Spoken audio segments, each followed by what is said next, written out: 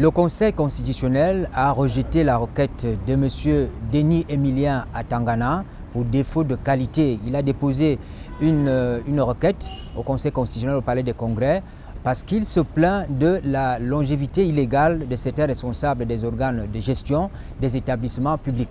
Les membres du Conseil ont donc siégé et ont estimé que cette requête n'était pas recevable. Mais ce qu'il faut dire, c'est que cette démarche de M. Atangana nous donne, nous, la possibilité à Politics de prolonger un débat sur une question qui est à la fois de droit, une question de droit, c'est une question de gouvernance aussi. Pour en parler, nous avons avec nous Serge Dieudonné Tsek. Il est administrateur civil principal hors échelle. Il est également inspecteur des services budgétaires au ministère des Finances. Merci d'être avec nous. Vous avez publié beaucoup d'articles dans les journaux, des articles relatifs à cette actualité. Et pour vous, en 2019, cette question était déjà revenue dans le débat. Et le président a semblé trancher parce qu'il a donné l'instruction à son secrétaire général de la présidence de la République, le ministre d'État Ferdinand Gongo. À la lecture de vos articles, on a bien le sentiment que pour vous, il y a un conflit entre les lois de 2017 et la Constitution. Merci à Politics de me permettre de m'exprimer et de s'intéresser à ma modeste personne pour me prononcer sur ce débat qui accourt dans notre pays et débat sur lequel effectivement j'ai fait des sorties médiatiques pour donner le point de vue du juriste. Effectivement, le landerneau politico-administratif est secoué par la polémique sur la durée des mandats des dirigeants des entreprises publiques, des établissements publics, notamment les directeurs généraux adjoints et les présidents des conseils d'administration. Les lois de 2017, elles sont deux, l'une sur les établissements publics, l'autre sur les entreprises publiques. Ces lois-là limitent les mandats des dirigeants des organes sociaux des établissements publics et entreprises publiques à 3 ans, renouvelables, éventuellement renouvelables 2 fois. C'est sur la base de cette loi-là que l'opinion s'est enflammée, estimant que certains dirigeants avaient largement dépassé le délai qui était imparti pour présider aux destinées de ces entreprises publiques-là. Alors le fond de l'affaire, vous le dites si bien, c'est une opposition entre la loi et la Constitution. Rappelons que la Constitution est la norme suprême dans un pays. C'est elle qui donne l'orientation juridique dans le pays. Et les lois ne sont faites que sur la base de la Constitution. Et lorsque une loi est contraire à la Constitution, c'est la Constitution qui prime suivant le principe de la hiérarchie des normes juridiques. Il se trouve donc que la Constitution du Cameroun prévoit que le président de la République nomme aux emplois civils et militaires. Point. Il met fin à leurs fonctions. La Constitution n'a pas entendu limiter le pouvoir du président de la République. Malheureusement, les lois de 2017 sont venues limiter ce pouvoir du président de la République en demandant que ces responsables-là soient nommés pour 3 ans renouvelables, éventuellement 2 fois. Fondamentalement, on ne voit pas en quoi ces lois sont contraires à la Constitution. Vous pouvez davantage nous expliquer? La Constitution pose le principe de la plénitude des compétences du président de la République. Si la Constitution avait voulu que la loi vienne limiter, vienne organiser ce pouvoir, elle aurait dit par exemple, le président de la République nomme aux emplois civils et militaires dans les formes fixées par la loi. Il met fin à leurs fonctions dans les formes fixées par la loi. Ce qui n'est pas le cas pour le moment. Je vous donne quelques exemples de situations où la Constitution a prévu l'intervention de la loi. En matière des partis politiques, je crois que c'est l'article 3, la Constitution dit les partis et formations politiques se forment et exercent leurs activités dans les formes fixées par la loi. Et c'est pour cela qu'en 1990, une loi a fixé l'organisation et le fonctionnement des partis politiques. Lorsque la Constitution n'a pas prévu cette habilitation de la loi, alors cela veut dire que la loi s'ingère dans le domaine réservé au président de la République. On comprend mieux la démarche du président de la République qui instruit donc son secrétaire général à travers le secrétaire général des services du Premier ministre pour demander au gouvernement de faire un tout petit peu attention. Tout à fait. Vous savez, au terme d'une disposition de l'article 5 de la Constitution, le président de la République veille au respect de la Constitution.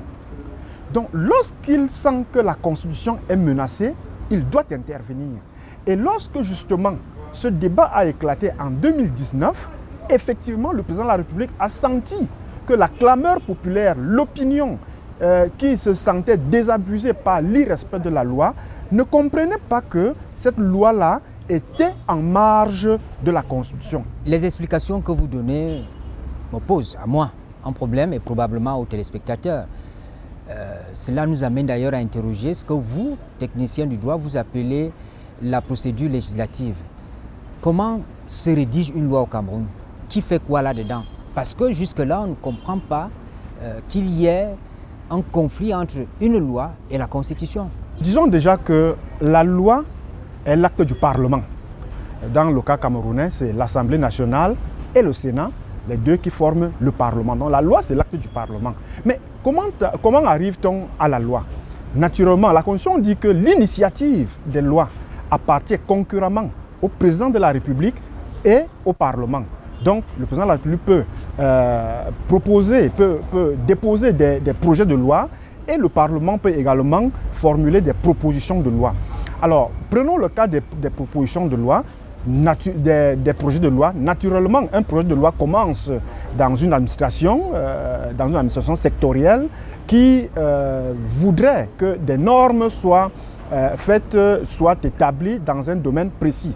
Un projet est monté, il est examiné par des experts, il monte à la sanction du chef de l'État qui le dépose au bureau du Parlement. Et lorsque les députés et les sénateurs sont prononcés, ont adopté et voté la loi, cette loi-là est promulguée, ce projet-là est promulgué pour devenir une loi. J'imagine qu'il y a quand même un dispositif de contrôle de la constitutionnalité des lois qui sont votées. Pour le cas d'espèce, les lois de 2017, elles ont été promulguées. Et avant la promulgation, il faut passer à ce contrôle. Est-ce à dire qu'on a laissé faire?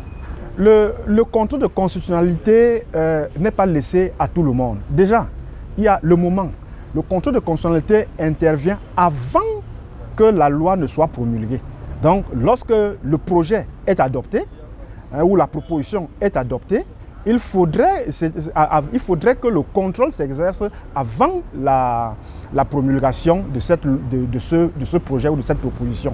Et maintenant, il y a les autorités chargées de saisir le Conseil constitutionnel pour le contrôle de constitutionnalité des lois. Il y a naturellement le président de la République, il y a le président de l'Assemblée nationale, le président du Sénat, un tiers des députés, un tiers des sénateurs, ou alors les exécutifs, les présidents des régions, lorsque les intérêts de ces régions-là sont concernés. Bon, maintenant, est-ce que le contrôle a été fait? Manifestement, le contrôle de constitutionnalité n'a pas été fait. À ce moment-là, nous nous trouvons dans un autre cas de figure qui pourrait faire l'objet d'une autoflagellation. En l'état, ce qu'on doit comprendre, en vous suivant, en lisant vos articles, c'est que les lois de 2017 restent, la Constitution reste. C'est le président de la République qui a nommé les organes qui sont en place pour le moment à la tête des établissements publics. Il reste tant qu'il n'a pas signé une autre décision. En réalité, la situation actuelle est celle-ci. Les lois de 2017, elles sont valables dans les dispositions qui ne sont pas contraires à la Constitution. Les dispositions contraires à la Constitution sont inapplicables parce que, d'ailleurs, on dit généralement, on n'obéit pas aux ordres manifestement illégaux. Et là, on ne peut pas obéir à une loi manifestement inconstitutionnelle. Donc, sur la limitation des mandats, ces lois de 2017 sont inapplicables, elles sont inopérantes. Par conséquent, les dirigeants des établissements publics, des entreprises publiques en poste, quelle que soit la durée de leur mandat, sont juridiquement fondés à rester en poste. Les actes qu'ils posent sont valables au regard du droit positif. Maintenant, il y a un problème de gouvernance. Maintenant, il y a un problème de morale. Maintenant, il y a des aspirations personnelles.